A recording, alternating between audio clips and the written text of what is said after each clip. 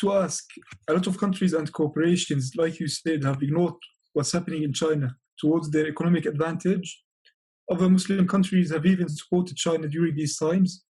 Do you think that they are ignoring such a catastrophe because China can hit them economically?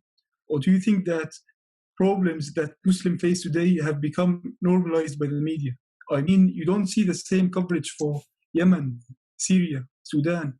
The genocide is happening in Rohingya in Myanmar and towards Uyghurs in China, as you see other issues in other parts of the world and towards other people. Yes, I think the Muslim countries, the silence of the Muslim countries come from four main reasons. One is the government of the most Muslim countries are also authoritarian, just like China. So they share the common, what we call worldview, and that's why they stay with China. That's one thing. Second thing is all Muslim countries control information. Like when I talked to some Muslims about our crisis, they didn't know anything about us, about Uyghurs. Even some very famous imams in the US, when I talked to them, for example, I went to a khutbah given by a very famous imam from New York. He talked about an hour, all the Muslim crises around the world, but he didn't mention Uyghurs.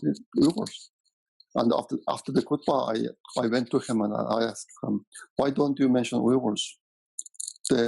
All the problems you mentioned is not as worse as Uyghur situation. He said, well, who is Uyghurs? He didn't know about it.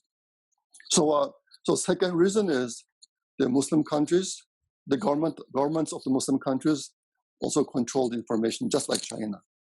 And the current tragedy of Uyghur didn't go to the people in those countries didn't know about that.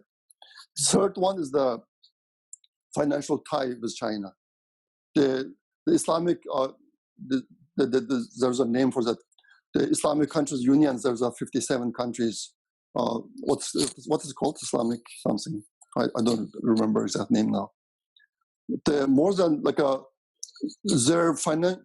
their trade, the total of foreign trade is more than 50% of the total trade is with China.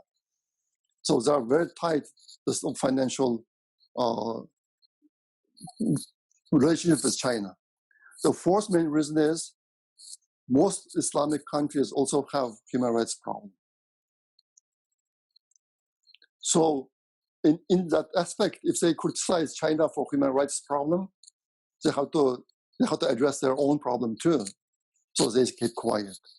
These are the four main reasons, in my opinion, why they are keeping quiet.